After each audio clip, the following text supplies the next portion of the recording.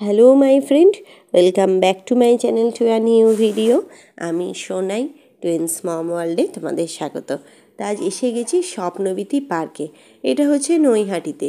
এর আগের দিনে যে ভিডিওটা দিয়েছিলাম, নৈহাটির বড় মাকে দর্শন করতে গেছিলাম, তো সেখান থেকেই ফেরার পথে এই পার্কটা দর্শন করি। খুবই কাছে, বড় মার খুবই কাছে, মানে আপনারা চাইলে এই পার্ক থেকেও ঘুরে আসতে পারেন।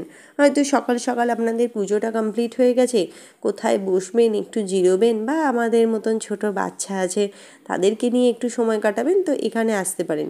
এখানে বসার জায়গা প্লাস খাওয়া দাওয়া সব কিছুই করতে পারবেন। আর এদিকে সোজা তাকালে একদম গঙ্গার একটা সুন্দর মনোরম এবং আবহাওয়া আপনারা পেয়ে যাবেন। পার্কটায় ঢুকতে এন্ট্রি ফি নিচ্ছে 20 টাকা মতো। আমরা 4 জন ঢুকেছিলাম, 80 টাকা মতো নিয়েছে। বাচ্চাদেরও এন্ট্রি ফি আছে 3 বছরের ঊর্ধ্বে। আর এখানে এত সুন্দর সুন্দর গাছ লাগিয়েছে। অবশ্য আমরা শীতের অনেকটা পরেই এসেছি, তাই এই গাছগুলো আস্তে আস্তে খারাপের দিকে। ময়ূরপঙ্খী গাছগুলো খুব ভালোই আছে, কিন্তু এরপরে অনেক জায়গায় দেখলাম পিটুনিয়া লাগানো হয়েছিল, সেগুলো আর অতটা ভালো ফুল দিচ্ছে না। কিন্তু এনারা রক্ষণাবেক্ষণ করেন খুব সুন্দর। একদিকে এত সুন্দর ফুল আর ডান দিকে এত সুন্দর গঙ্গার আবহাওয়া, সব মিলিয়ে সত্যিই যেন পার্কটা খুব সুন্দর। আমরা যে এতক্ষণ 3.5 ঘন্টা লাইনে দাঁড়িয়েছিলাম, তারপরে এই পার্কটায় একটু ঘুরে প্রচণ্ড ভালো লাগলো। আর সবাই আজকে শাড়ি পরে এসছে, যেহেতু আমরা ফেব্রুয়ারি মাসে গেছিলাম, খুব কাছেই ভ্যালেন্টাইন্স ডে আসছে, তো সবাই সবার প্রিয় মানুষদের সাথে দেখা করতে এসছে। আর এই সামনেই ছিল একটা আর্টিফিশিয়াল পুকুরের মতো, এখানে এত মাছ কিলবিল করছে যে তা দেখে এসা এনার মানে কিলবিলিনি আর কমছে না। এত ওরা এটা দেখে খুশি হয়েছে যে কি বলবো। আর এই যে সাদা মাছটা ঘুরে বেড়াচ্ছে দেখেছেন, ওদের টার্গেট হচ্ছে ওই সাদা মাছটা। মানে ওকে কীরকমভাবে বাড়ি নিয়ে যাওয়া যেতে পারে, বা ও কি খেতে চায়, বা ওকে কিভাবে কথা বলা যায়, এই নিয়ে হচ্ছে ওদের মারাত্মক প্রশ্ন। যাই হোক, এইসব মাছ দেখতে দেখতে অনেকটাই সময় পেরিয়ে গেল। আমাদের বর্ধমানে একটা পার্ক আছে, সেখানেও এরকম মাছ দেখা যায়। কলকাতাতে অবশ্য আমি সেরকম দেখিনি, থাকবে নিশ্চয়ই, কিন্তু এই মাছগুলোকে দেখে এত ভালো লাগছে। আর এদেরকে রক্ষণাবেক্ষণ করার জন্য যিনি আছেন, তিনি এত সুন্দর এনাদেরকে খেতে দিচ্ছেন, সত্যিই চারপাশটা দেখে খুব ভালো লাগছে। আর এখানটাতে রয়েছে একটা ব্রিজের মতো, নিচেটা ওই গঙ্গার ঘাটটা আছে, তাই জন্য ব্রিজটা ওপর থেকে করে দিয়েছে। খুব ভালো লাগছিল। ব্রিজে দাঁড়িয়ে তো অনেকগুলো ছবিও তুললাম সবাই মিলে। পার্ক পৌঁছে যেতেই আমার হাত ছেড়ে দিয়ে তার কি ছুটুনি, দেখছেন কত আনন্দে একদম স্লিপে ঘুরে বেড়াচ্ছে। আর আমিও বড় হলে কি হবে, বসে পড়েছি একটু দোলনায়।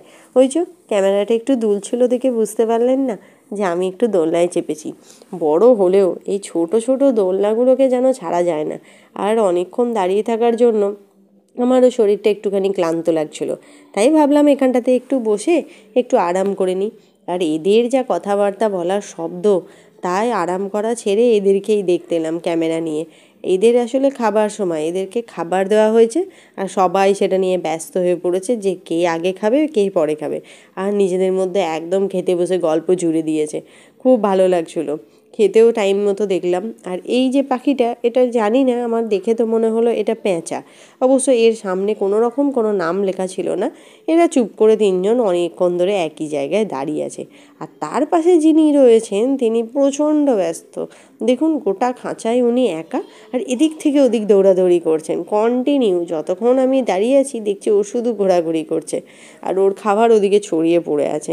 যাই হোক, এক একটা পাখির এক এক রকমের বৈশিষ্ট্য।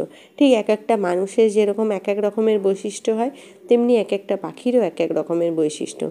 যাই হোক, এরা 3 জন এখানে। আর এই যে এইটা নিয়েই হচ্ছে আমার মেয়ের খুব চিন্তা। অনেকক্ষণ ধরে আমাকে বলছে, মাম্মা চলো তুমি এটার ভেতরে। আনছি, দেখ এটা আমার জন্য নয়, এটা ছোটদের জন্য।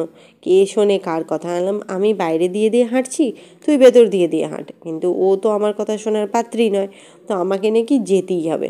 অবশেষে আমাকে টানতে টানতে নিয়ে এসছে এর সামনে। এটা হচ্ছে একটা ট্রেন, যেটা চলে না, কিন্তু এর ভেতর দিয়ে লোকজন যাতায়াত করে। এটা একটা নতুন খেলনা, একে শুধু যাতায়াতই করা যায়, তো তার জন্য এর ভেতর দিয়ে যেতে হবে। আর এই হচ্ছে ট্রেনের মুখটা রাক্ষসের মতন খোলা। তো যাই হোক, এটা দিয়েই একবার ঢুকলাম, তো ঢুকে পড়েছি। বেরিয়ে পড়ার কোনোই রাস্তা নেই, তবে ভালোও লাগছিল, আবার খানিকটা কষ্টও হচ্ছিল। আর এই দেখুন, আমি বলছি মাঝ রাস্তা থেকে বেরিয়ে যাব বলে আমাকে আবার ঘুরে ঘুরে কেমন ডাকছে দেখছেন।